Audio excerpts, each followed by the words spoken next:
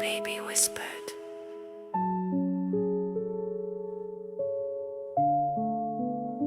My dam gave birth to me after her new humans heard her sound. Managed to rescue her with hundreds of humans, sterling pounds. Mum Roxanne appeared a poor, skinny, broken soul with razor bones, her heart beating. I secretly bring the next Mashir, not yet crowned. Sure enough, the horse whisperers heard Roxanne. Hello and welcome back to Trotsky, and today we have the lovely Leanne, who is a member of the Art Tribe in Facebook. Leanne is an animal communicator. She's brought along some little dogs for us. Would you like to introduce the little dogs? I would. So we've got May, Duke and Luna. So as you've already mentioned, my name is Leanne, and as we've already discussed, we have May, Duke and Luna here. I also have 4 horses, Rox, Baby, Evie and Alan, Al Capone. And we have should we just McCall. mention that's May we can hear scuffling about. And then we also have a McCall called Sinbad. Oh, lovely. Leanne, how would you initiate communication with the animal?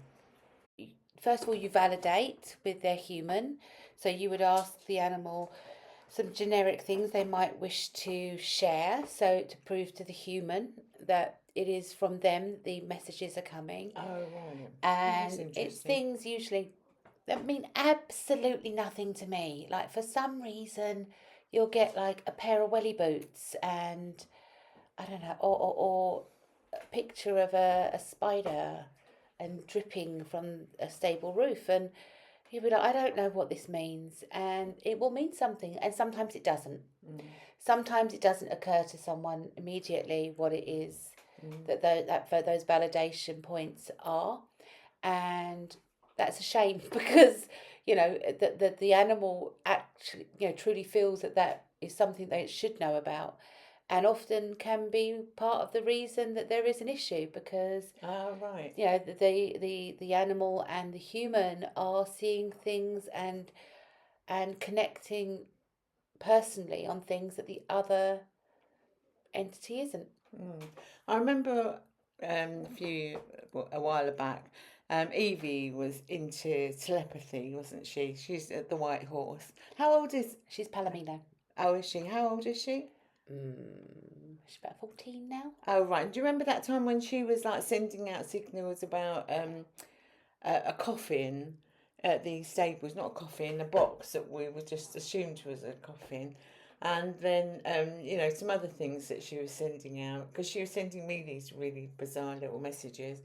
And then you worked out what she was actually on about. It was that box where you keep all the special alpine feeds and everything, wasn't it? And it was that. And you said she's actually terrible. She's like kind of always trying to manoeuvre sort of like a way of doing it, and then she stopped doing it, didn't she, after a while? Because she didn't get what she wanted. So is that what she? She's just find another way to get what she wants.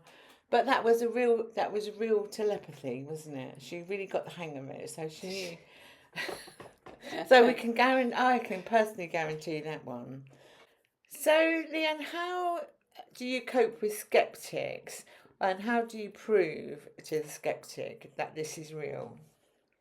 I don't. You don't bother? No, it's up to them. People can believe what they like, and half the time I don't believe it myself. I just have to share what I'm told. Oh, okay. Fair go.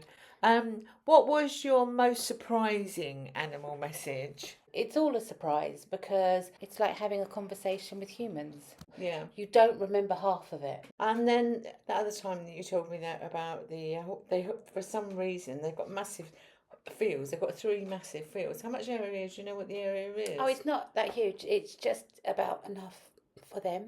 So it's only about 3.5 acres. 3.5 acres. So So that sounds like quite a lot for a couple of horses. It's a good amount for London. Yeah, but Um, also but you kind of you have it so you rotate the fields, don't you? So they have a home paddock, yeah. which is where their shelter is, and it's about 3/4 of an acre. They just wander around, and then they have their back paddock, which is just under 3 acres, and that is where all the trees and the interesting and the delicious things are. But they do actually telepathise on your husband, don't they? And get him to climb the trees to get the pears and things down for them. And he doesn't really know why he's That's doing it not half telepathy, that is sheer mind control. the time. He doesn't know why he's walking to the apple tree with a fork or a really long stick or a broom. All he knows is he has to go down there and shake the tree so the apples fall down. Oh. And then he comes down and goes, oh, so all the horses were already there and they were really grateful. I wonder why I did that then. And he does it year after year, doesn't he? All the time. And now they don't even have to prompt him. He just, as soon as he gets there, he walks straight down and pushes all the apples off the tree. Bless him. Can you read a deceased pet just as easily? So it's a different conversation. It's not always possible to connect because it's a different type of connection. But yes, there are some animals that will happily carry on talking, especially if they haven't actually passed beyond reach. Some of them hang around for a very long time and come back. Oh, really? Yes. Oh, that's interesting. Some have a lot of messages they would need to share. Oh, really? What like? Like, don't buy that new horse. Sorry? Like, don't buy that new horse. Oh, really? Oh, that's really interesting. Then could you talk a bit more about that? There are sometimes animals come back and actually have things that they need to share with their humans, and there are some animals that remember that you've managed to connect to you, though, even the ones alive, and will reach out and harass you until you pass the message on, or you tell them that you're not doing that for them at the moment because I don't know, you're in a meeting, or you're on the move, or it's not appropriate. So the answer is that yes, it is possible to do all of that. I've had some animals that I've cared for in the past, and sometimes I just feel as though I see them on the side of my eye, and I think, oh, they're not here, but it's nice to know. There is a scientific explanation for that, and that is that part of your brain has actually been damaged. Really? Yes, and it can't. I mean, part of my brain has been damaged. Yes. I had a cerebral hemorrhage. Yes. So. And that is what the brain does is when there has been but some these damage. things happened before. Yes, it did. Before the damage. So I wonder this is the game I tend to play. It's what could be the scientific explanation, what could be the psychological or the emotional or the medical reason this could happen. How could we explain this away? And when there's nothing left, then this is what we have. Interesting. It doesn't invalidate it. No, exactly. I mean, it's comfort as well, isn't it? I mean, sometimes it's just for comfort, and sometimes it's you just happen to be thinking about them, I suppose. Do animals have a sense of humour? Some animals are absolutely hilarious. They are stage and TV level funny. And they, even people that have animals, like one of my horses, I ran into someone who owned her for a little while. Which one? Evie. Evie. Oh. But Evie is very, very talkative. Oh yes, she doesn't understand that there are limitations to being a pony. Yeah. She just says we're being negative, and we need to stop all our discrimination now. But she used to pretend she was being all nice to the person who'd be in the field, looking after them. They were telling me, and then she'd just bite them on the bum and run away laughing. Literally, they said you could see her laughing. So yes, animals are absolutely hilarious. Some of them literally make you snort laughing because they are so funny, and then others are incredibly serious. And you do have some that interrupt other animals' communication sessions, especially when they're sitting near or they're located quite close. What, they butt in? Absolutely, yes, all the time.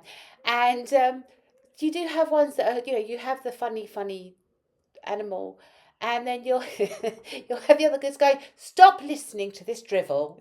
Here's the Oh, sense." yeah. And you'll be like, "But I like it. It's funny." And they'll just be like, "Yeah, but this is what you need to say."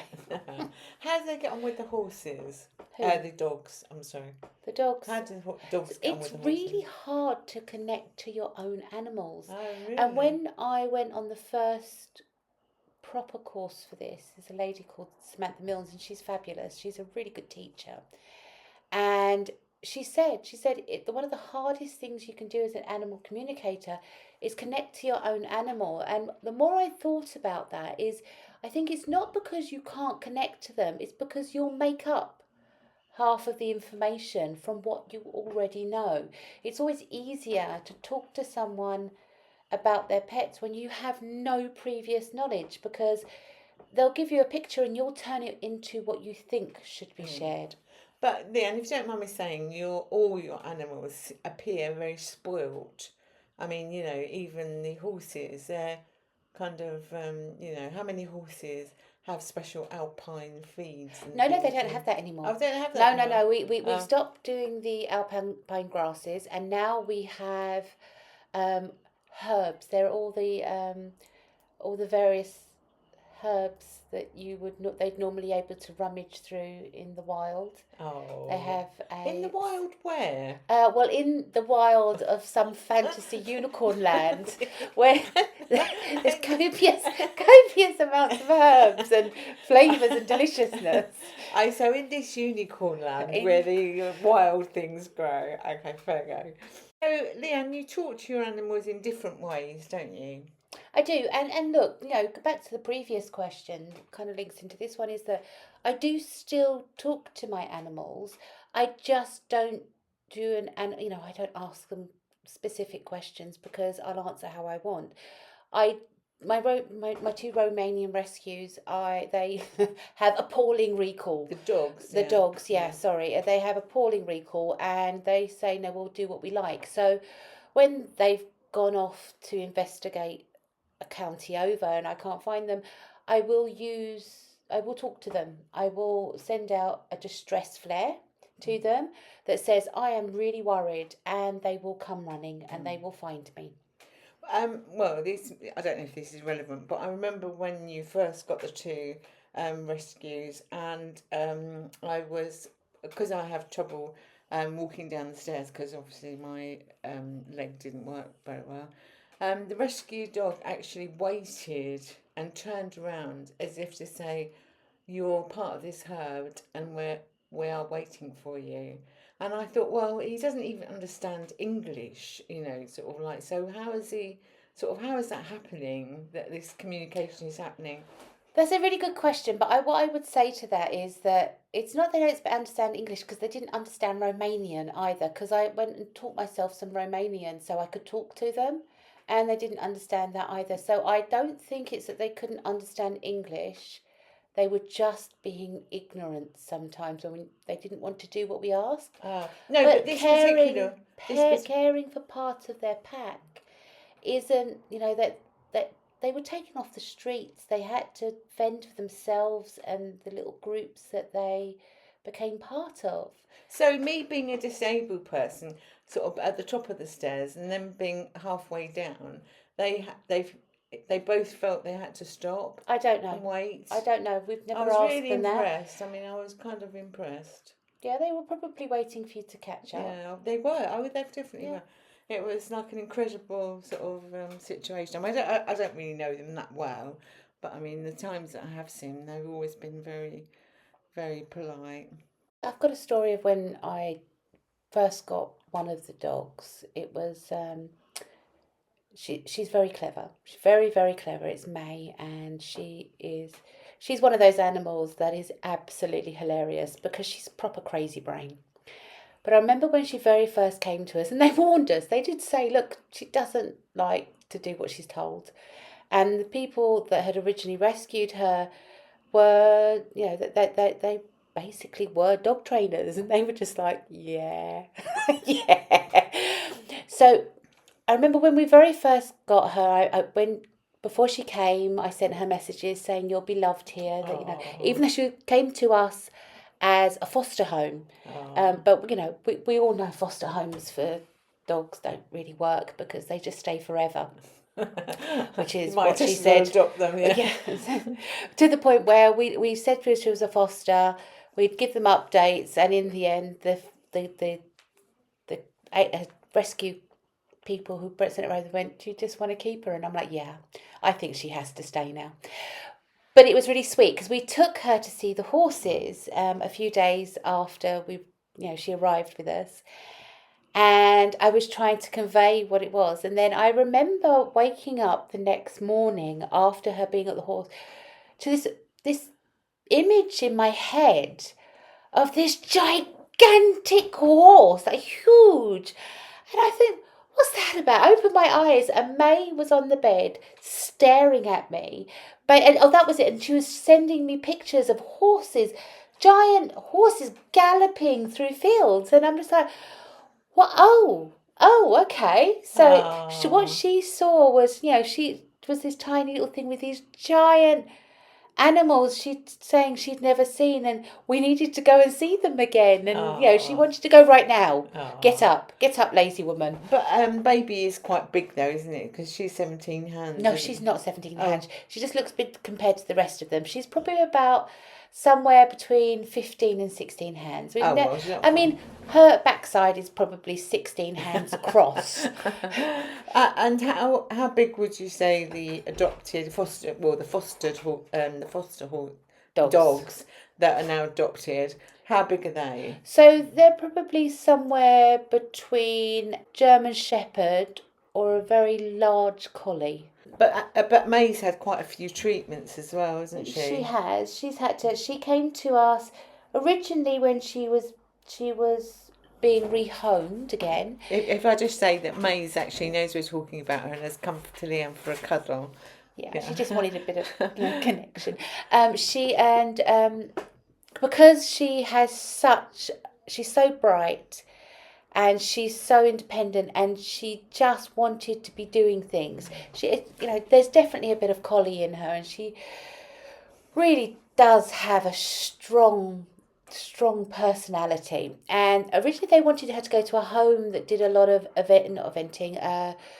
training, like trick training, and when they do like cross. But she's got a displaced back. Well, that's why she couldn't go to that type of home in the end. She had to have an operation because she has hip dysplasia, the dog version of hip dysplasia, and they when they sent her to us, they said she would have to have a lot of treatments, and they paid for her to go and have aquatherapy, which she hated with a passion that she couldn't describe in words. She hated it so much to the point it actually made her not like water for a very long time. So we finished the one course. It did help after the surgery she'd had, and then we told her she would never have to do it again unless she wanted. And what I would do instead is, if she was having a sore day, I would just take her to the local river, or we'd go to the beach and she could paddle around in the water for, I would say, a year and a half. She wouldn't get in it. And it was only eventually, I remember we went to a pond near my auntie Karen's house, and she saw all the other dogs playing, got really jealous they were having such a marvellous time, and went in and played. And from then on, she was happy to go in and play in the water.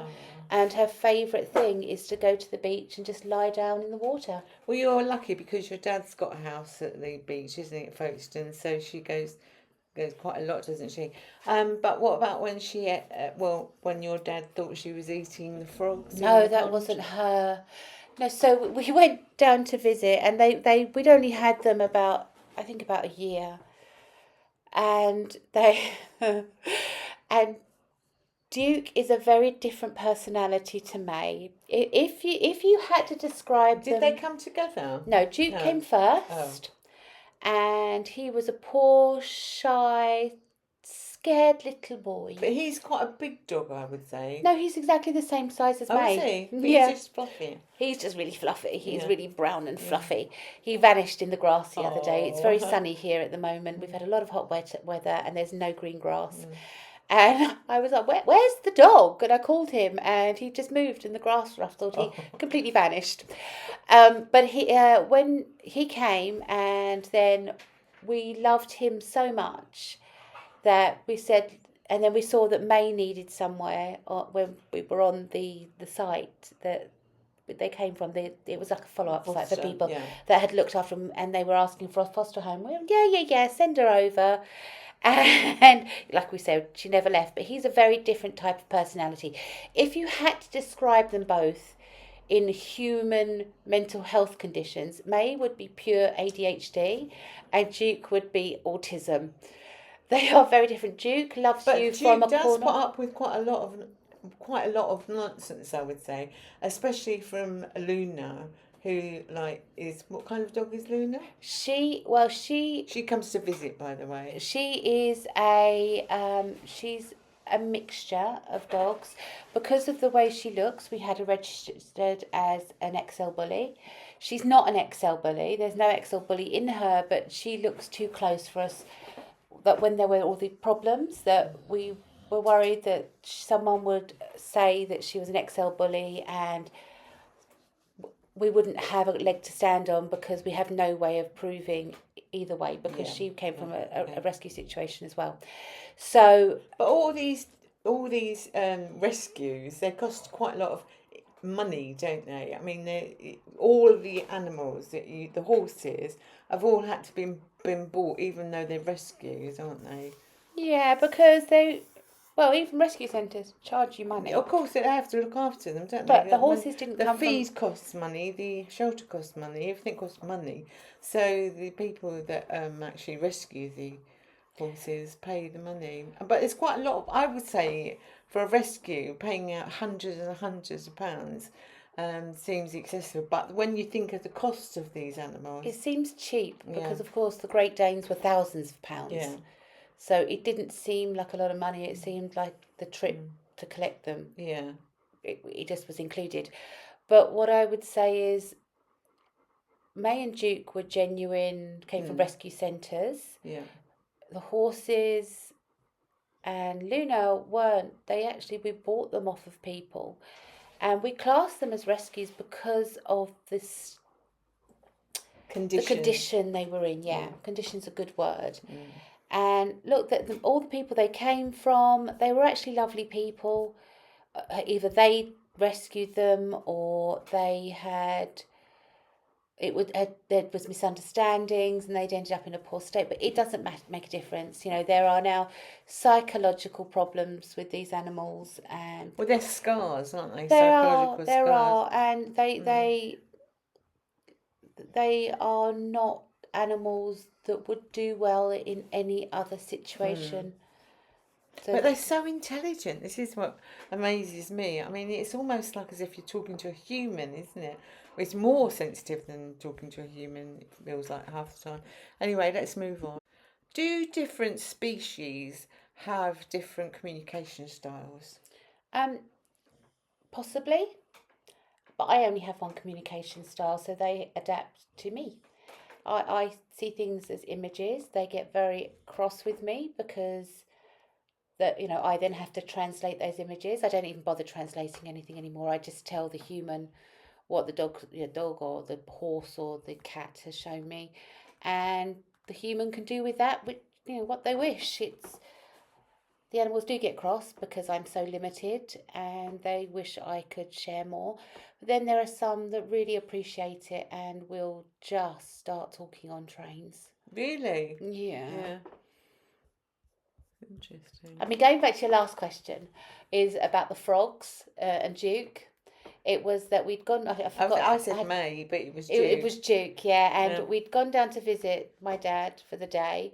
It was a really lovely sunny day, and we were in the garden, and he had a little pond, and he was very happy with them, and we turned around. He'd gone indoors to make us some lunch or, I don't know, drinks or something, And we turned around and Duke was catching frogs and eating them. Tiny little thumb-sized frogs. They were the most delicious thing because they were crunchy and delicious. And Yeah.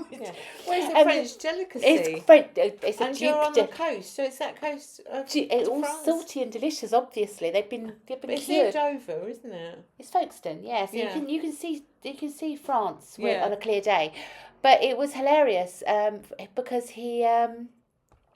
my dad came back out and sat down, and we'd wrangled Duke away from the pond, and my dad was like, "Oh, well, normally we have lots of little frogs, and I've not seen any today." And we're just looking at each other, looking at Duke, going, "Oh, really, Dad?" Oh. Well, if he's French, half He's French. not, he's Romanian. And No, but he might be half French. He said we were really kind to provide really crunchy snacks. So, if people would like to do some of the courses that you were doing, is there any particular courses you would recommend? That's a really interesting question, and I let me tell you about my journey for the courses, and then people can make their own decisions because there are some absolutely amazing teachers out there. And one of the things I've noticed is that people teaching, it kind of waxes and wanes. They get to the point where they just don't want to teach anymore. Or suddenly someone who's a very good communicator will suddenly have the need to teach. And they'll do it for as long as they need to, and then they'll stop. So we've always had animals. We've always been very aware of animals, but caring for our animals. And growing up, it's always been something that's drilled into us that I would say, listen to our animals and try and work out what they need. We had some illnesses with the horses, and they needed a lot of help. And I started doing some therapy courses. I went and did EMET therapy, which incidentally is fabulous. And I did the equine one first. I did the human one after, but again that led on. This is EMET. EMET, E-M-M-E-T. I can't remember how many T's are in it. And it's a really lovely form of therapy. It's linked to Bowen therapy. Oh, right. The chap Ross Emmett, who created it, he kind of developed it himself, then found out that there was something already like it that was, Bowen, but realised that Bowen wasn't quite what he was able to share. So I went on these courses, and they were fabulous. And kind of at the same time, I'm reaching out to these other things that I was doing, and oh no, I've got mixed up. But by the time I'd gotten to Emmett, I'd already gone and tried some other courses. I went on one course which was meant to be a holistic equine, what was it, herbal something, and it sounded, when I read it, it sounded like it was like, medicinal equine something. And I thought, oh my God, that sounds like, natural medicinal therapy. We'd understand, we'd learn about the herbs, and we'd learn about the medicines, natural medicines. That's perfect.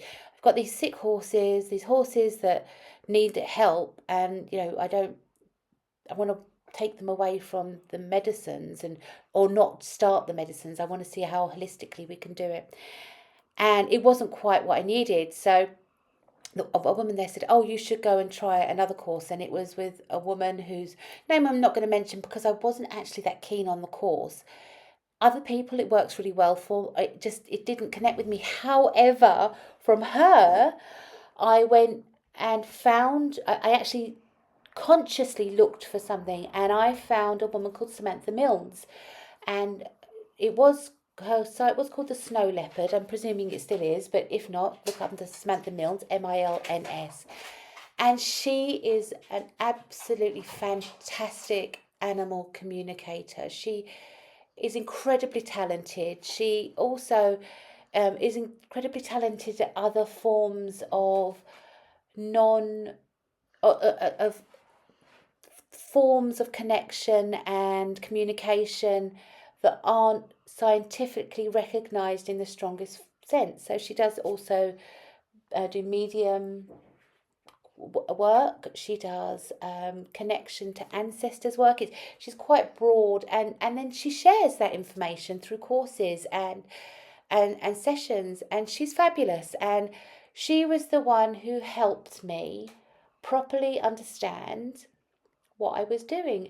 She, again, is hilarious. She is like some of the animals, and she tailors what she's doing to the people she's with. She doesn't insist that you do it a specific way. She doesn't insist that the outcome has to be a specific way. Instead, she teaches you in the way you need to be taught, which in itself is a really special skill. And I think one that a lot of teachers and learning specialists would love to have.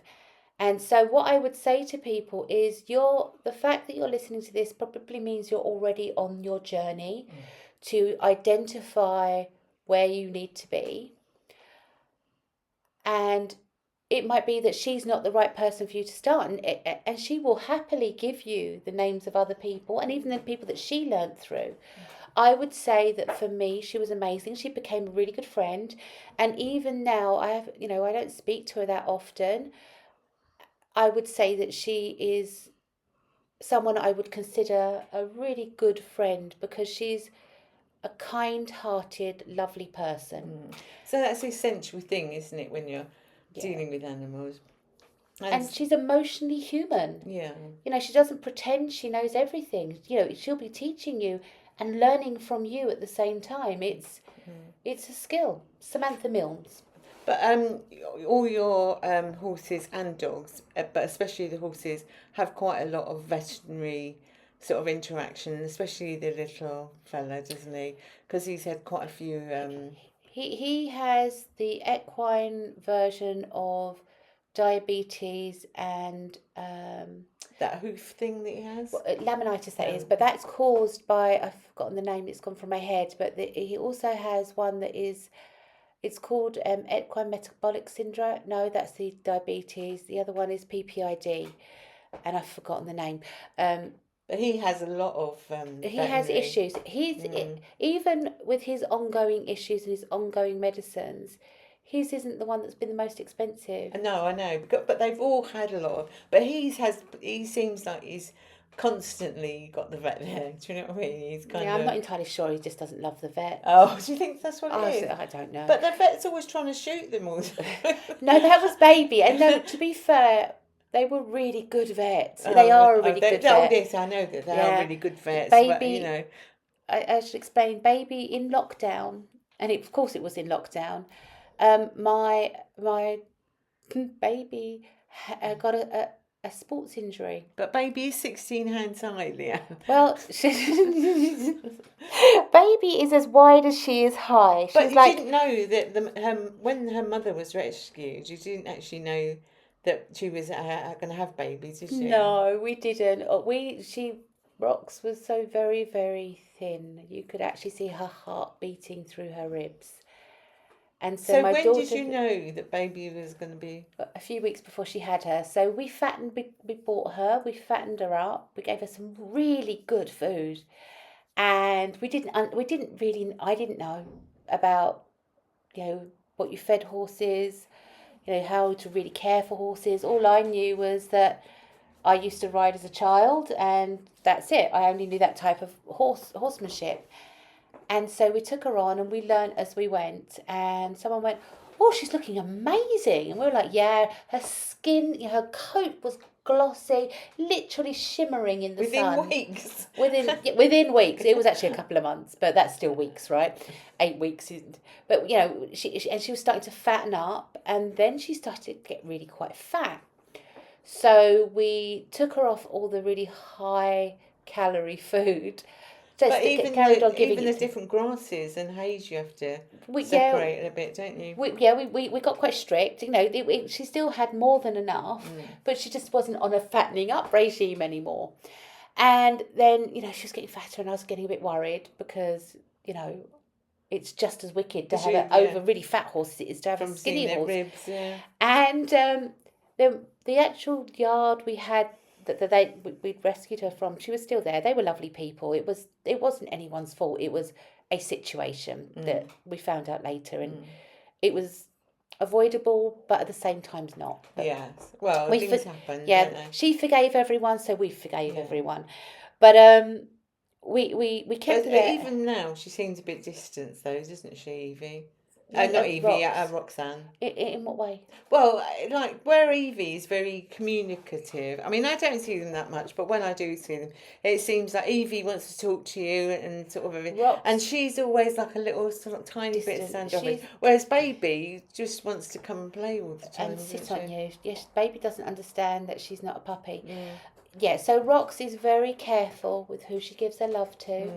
She, in summer, you can still see the whip marks, because when we took her on, the people we took her from actually properly rescued her, and you can still in the summer sometimes when she loses her thick winter coat see the whip marks on her that they took her away from. And look, they did a lot of work with her. Like I said, the situation was a really strange, unfortunate situation that happened. And so that's why you're happy to pay these high amounts of 'Cause money, it's very- because they the don't- money that's spent on them in the first place is quite high. Absolutely. And look, we took her, it was about getting her out of the situation. My daughter had fallen in love with her. She had fallen in love with my daughter. And my daughter is still her human. Yeah. No, when Because let's finish the old story first. people like me, it seems like a ridiculous amount of money. Do you know what I mean? But I mean, kind of when you hear about what is actually involved, then you think, oh yeah, I suppose that is quite reasonable. Goes back to what you were saying Yeah. about spoil, and it goes back to for example, think about your children. If your children were kidnapped, or even worse, something happened to them and they died, you would give everything you owned, and you'd sell your soul to get them back. So just don't wait for that to happen. Yeah. And do it from the beginning. Give the people and the animals what they need when they need it, so that it doesn't become something that's a problem later. And then going back to what you was asking. Yeah, sorry. Going back to what you was asking about Rox. We had her, she got fat, and then the owner of the yard came on one day, and the lady that ran the yard just was like, oh, would you have a look at that horse over there, talking about my horse. And he went, what, the pregnant one? He was a breeder. And she went, what? No, that one. Yeah, the pregnant one, the one that's going to drop any day. And she just went, oh, well, that would explain why she's getting so fat. So she was still fat because, but her stomach was huge because there was a baby in there. And it's the biggest baby you can imagine. When she was born, so we had the vet on speed dial. We had signs up all over the yard and on a horse box and everything saying what to do, because, of course, the people that ran the yard, not the owner was not on the yard, but the people who ran the yard didn't really have much to do with breeding or anything, so they didn't really know much better. So I wrote a nice list for everyone exactly what to do if anything happened, and the vet's telephone numbers and all of that in case we couldn't get there in time. And then we got a call it was May, and one of the girls had gone up there to feed her pony and she was crying. We're like, oh my God, honey, what's wrong? And she went, no, it's so beautiful. I've been the first person to meet the new baby. And we were like, what new baby? She said, your new baby. And we were like, okay, we're on our way out. So we came up and the vet basically met us there. And the vet just went, oh, Daddy must have been a very big boy because you had this foal that was more than half the size of Mum. She was huge, so it was no wonder she was looking a little bit fat. Yeah. But this is a horse that was so thin, and I think that is why she was so thin. And this is what I was saying about unfortunate circumstances, because she hadn't been on that particular yard for that long. And like I said, people on the yard owned horses. They didn't truly understand horses and had never had, bred them. So they thought a horse was pregnant for as long as a dog is. And when I'd say, oh, she couldn't be pregnant, because they go, don't be ridiculous. She's been here for way longer than that. For that. And it turned out that she'd been there exactly the right amount of time. The yard that she was in before, obviously, there was, she'd been covered without people realising, and we had our beautiful baby. She is a very lovely horse, though, isn't she? She is. Now, she truly is that spoilt child. She is. She's a lovely girl. She is a truly lovely girl. How old is she now? She's about 15, 14, 15. And she's not breastfed now, though, is she? No, she isn't. So she was up until quite a long time. She was the longest breastfed baby in the world, and we did wonder if this was now her life, because her mum would roll her eyes and say, "Why are we still doing this?" 15 years. That was your job. You wean her, and in the end, she did wean her herself. Oh. However, it turns out she was weaning her because baby had broken her leg. Oh. And I'm not quite sure what that was about. I've never asked. So did you ever find out what happened? Why she broke her leg? Well, it's a sports injury. It usually only happens to high performance horses. Axial osteitis of the proximal sesamoid bone. And it's very rare for the horses to be kept alive because they're sports horses. The vet came quite a few times, didn't he? She and she went to shoot him. No, she didn't. She said normally, the outcome of this is a dead horse, and she said, that is the option because I don't know if we can make her better or even have it so that she's not in significant pain. So how can you tell if the horse is in pain? How can you tell if a human's in pain? Well, I would sort of... I see what you mean. So they lay down. Oh, do they? Yeah, they take the pressure off of their legs. They put themselves in positions where the pain is going to have less impact. Well, they don't howl. Oh no, they do scream in pain if but it's less. They cope. Horses are prey and they will cope. I've had vets tell me about.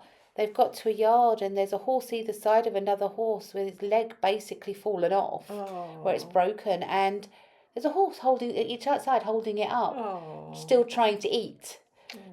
But no. So the vets came and said, "Oh, what do you want to do? This is very expensive." And we were really lucky. We had good insurance, and the insurance paid for almost all of it. It was tens of thousands of pounds. And that was and look, this is the time to promote the insurance company, which is Pet Plan, and I would recommend them. I really would. They were that's really good, Leanne. There was never any arguments. There was never any fights with them. My daughter had insurance with them for a very long time because that she had the young riders insurance, but we'd only had her insurance for a little while, and they never once pushed back on it. They were amazing, and the reason she's still alive is because of they just paid out, and we didn't have to think, we're going to have to sell our house. It still which cost you would have done absolutely within a heartbeat. We were living in a tent in the field, but they it still cost us a few thousand pounds. Oh yeah, I know it cost a lot of money. But the thing is, I know it costs a lot of money because. But the thing is, it's just. Is it lucky, or do you think it's fate that you have such a good job? Well, no, because it wasn't my job. So yeah, we scrabbled around for the the excesses and the things that it didn't cover, like the stabling at the vets. But my mum paid for them for their some mud mats for them so that she wouldn't be slipping and sliding around in the mud, which was several thousand pounds. My dad bought her, because they didn't have, the shelters kept blowing away. We were on shelter number 6 or something. And so he paid for an obscene amount of money to get someone to come and build us a shelter that was specially built so it wouldn't fly away, so she could recover. And it was, ended up, if we hadn't had that insurance and my mum and dad hadn't been so incredibly understanding, it would have cost, I would have said, thousands upon thousands and probably a dead horse on top of that. Oh no, that would be. But it didn't, and it was a possibility. It was still going to happen. She went away. They debrided all the. They put her under surgery and they took her away, and then it was just before she went in. They went, okay, just to make sure you are aware that you want to go through this. And I'm like, yes, of course. And they went, because she might not survive. And I'm like, what do you mean? They said, well, she's a very large horse, and sometimes they just don't come through the other side. So I'm just like, oh my God, my horse is going to die. No, we're doing this so she doesn't die. And I had to make a decision. I was like, either way, she's probably dead. So let's just do what we can. And be grateful for her life. For the opportunity to maybe save her. And she did survive. And I was very worried to the point of, having to do a lot of meditation and eat a lot of chocolate and, contemplate becoming alcoholic. It was very, very stressful. And it's like when your children are sick, because they become part of you. Yeah. But because they are so reliant on you. She's such a lovely horse that for me, I would say, just enjoying her. And then if she has to go, well, that's kind of like, thank you. We didn't realise what a big personality she was until, of course, she wasn't there for a few weeks because she was at the vets. And that getting her to the vets in itself was a story, because she doesn't like horse boxes because they take her away from what she knows. And it was taking away from her mum and her herd. And getting her on the horsebacks, I had to hire we'd already done a lot of work with some trainers, and we had a really amazing trainer that came and worked with her over the years called Amy Weldon, who is fabulous. I mean, truly fabulous. And we also had a girl come, and because we'd backed her, but we hadn't broken her, because we believe in letting their bones finish fusing and everything. And so she was big enough for me to ride. So I was really excited. I thought, oh my God, I'm going to be able to ride. And I've got this horse that's going to love riding because she loves her humans. It was also exciting. So, and then of course she got sick, and everything she'd ever learnt went out the window. And even the stuff she's seen her mum and her auntie, work through. Her auntie is Evie. She considers Evie her auntie or her sister, and because they're really mean to each other, and they love each other, but they're mean to each other. But she'd seen them all being trained, and we had a fabulous trainer. She was just the most amazing training ever, and her name was Morgan Sheave. And incidentally, Rox doesn't like being ridden. The only person who's actually ever really been allowed to sit on her is my daughter.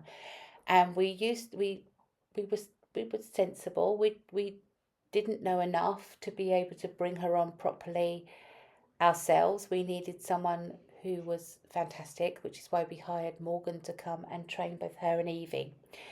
And Morgan, who can sit on anything, both Evie and Rox had her on the floor because they didn't want to be ridden. Evie loved it and was, potentially going to be amazing in a dressage. Well, I'm really surprised because Evie's quite. You'd imagine her being difficult. I actually think there's something wrong with her spine because she's part-bred Arab, and I think there might be a little problem. And I don't think either of them didn't want Morgan to ride them. I think it was uncomfortable, so and they just took her off. Ellie's allowed to ride all of them if she wants to. How did Morgan take him? Oh no, she was fine. She just laughed, just went, "Well, it's only your horses, just so you know that." Yeah. But anyway, she so. But will all the people that she's worked with say that it's only your horses? No, we don't let anyone come and work with them. And recently, we don't. They're just. They're just spoiled. They just exist now. So we she didn't want to get in the horse box. This is baby didn't want, even though she's had all this training, watched all this training, knows how to behave, chose not to the point we ended up having to get the vet out to sedate her to take her to the vet. And so we got her to the vet, and then she carried on like she was some wild Mustang or something. She was obviously very anxious and nervous, wasn't she? Yeah, she was. It was just so far outside her comfort zone. She couldn't even see her comfort zone anymore. So anyway, she had the surgery. She was in their care for quite a long time while they tried to, keep her alive. And of course, it was lockdown, so everything was that much more difficult. While she was there, my mum and dad paid for the mud mats, which again are amazing. We've still got them. They're fabulous. We just move them around to wherever we want the new hardest surface to be. And of course, the shelter that my dad built so that she could have her own space, be dry, and not move around too much. And we asked the vet exactly how much space she should have. And then my husband built her an enclosure as well, so that it wouldn't affect her mental health, because the other horses were really worried about her. And then what we did, we built a like a barrier that the other horses, because she was so big, we were able to build it so that they could just duck down underneath it and go in her enclosure and be with her. And that seemed to be the most amazing thing for her psychologically. And we did a lot with her, but every time the vet came, they'd be like, well, look, the actual damage is, she's still in so much pain. So then, and this is the point I wanted to come to for this particular story and for this subject, is that the vet was like, there's nothing more we can do. We don't know. There's nothing else. We've given you everything. You've got all the medication, and she's on the maximum amount of painkillers. I don't know what's next. And I said, no, let's not make any decisions yet. Let's see what happens, because she was a happy girl. She just was, had a leg that was limping. Poorly, limping. She was 3-legged. But she was in that enclosure, wasn't she? Well, I'd run out of options. Yeah, she had the enclosure. She had her mum and Evie, and Al Capone is like little Dr. Pony. He wants to come and just look after all the other animals. And so I just threw my hands in the air and I put a thing out on Facebook to all my friends and all my family, and I just went, this is happening, guys. And I think I had a personal message to everyone. And just said, if anyone's got anything, I'm taking it all. So another thing I'd done is Reiki. And I daily did Reiki on her. I did Emmett on her. I have friends who are Reiki specialists, however you want to pronounce it. And they were doing distance Reiki. My friend, Sam Milnes, did distance healing with her, and that's another course I did. I forgot to mention earlier. I did healing and Reiki, and so I had all these spiritual people sending so much energy and healing to her.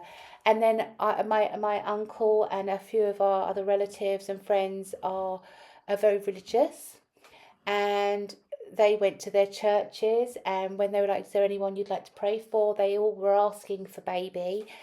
And the vet came, and it makes me really emotional talking about this, because the vet came, and the vet's face when she came, she went, okay, so I've spoken to our head surgeon, and we think that maybe we could fuse her hock, and maybe that, and I went, okay, but before we start discussing this, why don't you come down and do a little examination? She's like, yeah, all right then, but yeah. And I said, and just to be aware, I have taken her off her painkillers. And she's like, oh, that's quite brave. How's that going? I went, well, let's come down. And I walked her, I trotted her, I cried, the vet cried, and the vet went, it's a miracle.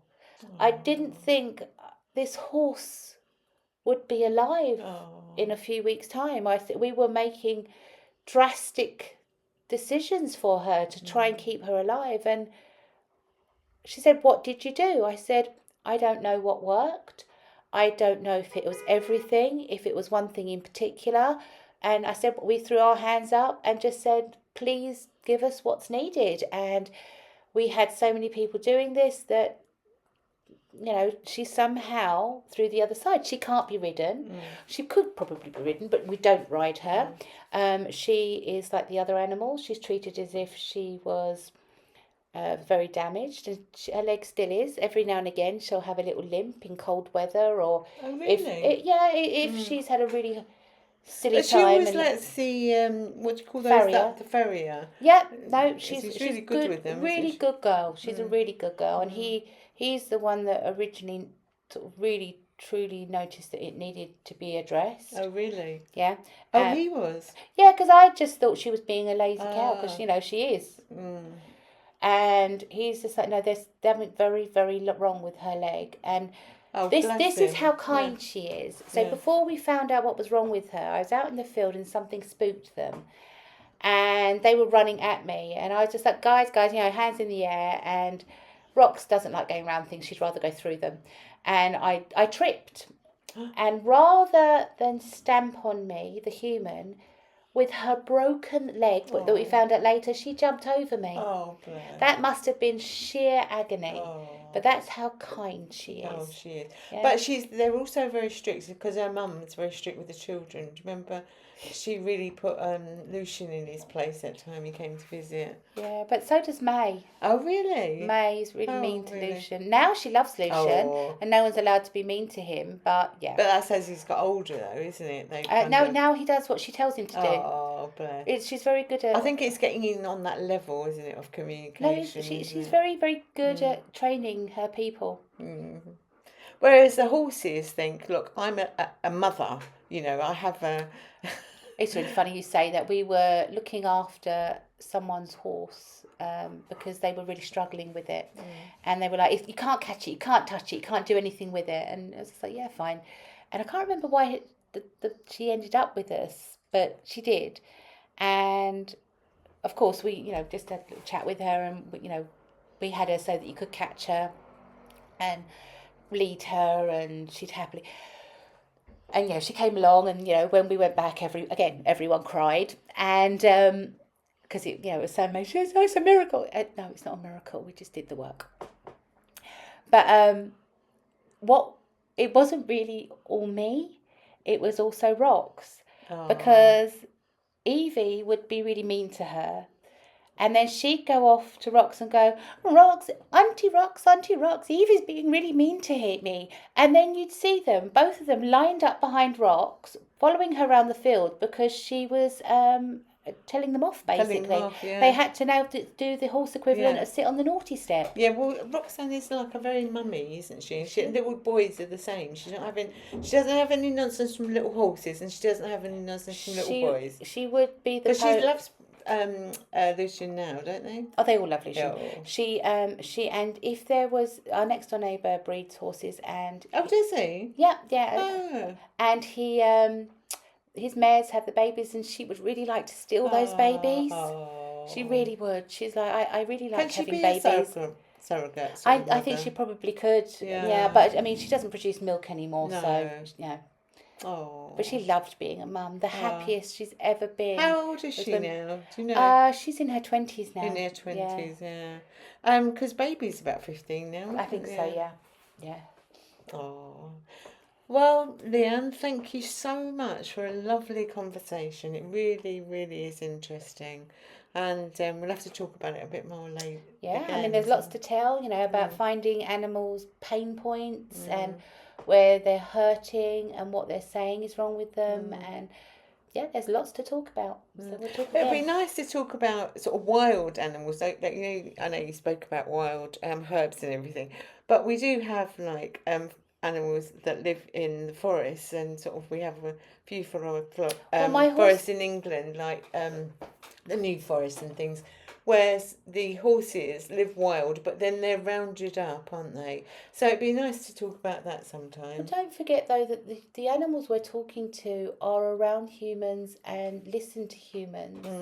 So often that communication is easier because you don't have to build it from nothing. Yeah. That translation is already half there. Whereas wild animals are different. Unless you mean like the wild animals that my horses have, like their pet foxes that Oh come my and sleep in God, the hay yeah. and they stand over them to protect them. Oh, bless. Anyway, let's go now. Thank you so much. Thanks for having and we'll me. talk again soon, hopefully. Thank you.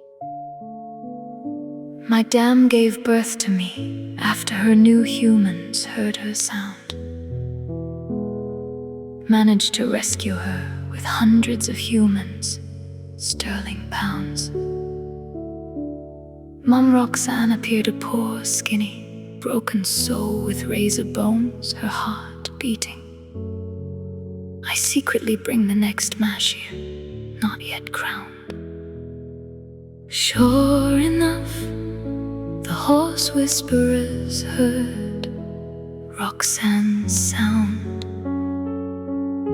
creating for us a safe and comfortable place on planet Earth to land. Mum was like Black Beauty, who had won the lottery. Now in the safe, warm arms of the elfins dances dichotomy. Are humans here on Earth all the while championing camaraderie, working with their own species for our daily needs, my dearie? Sure enough, the horse whisperers heard Roxanne's sound, creating for us a safe and comfortable place on planet Earth to land. One of my humans refused to let go of me, holding me close. The vet came with a gun to shoot me, my human like a shield posed. The vet, though polite, said her leg is broken. The final gross disclosed. We'll nurse and create a paddock for her, my unshot human said.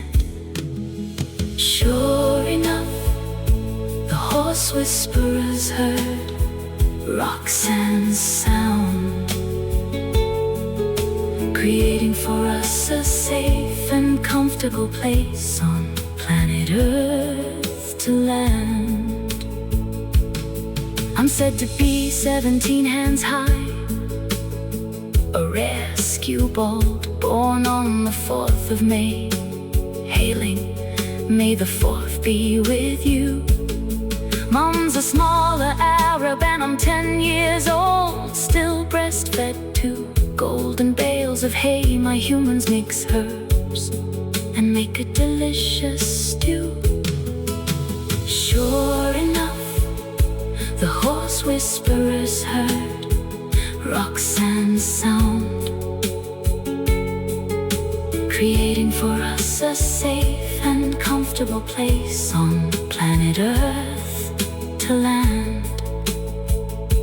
I share 3 rotated fields with Rox, my mum Evie, a wild-haired mare, and Al, a miniature Shetland gun holster vet, cut off his man-tail bear.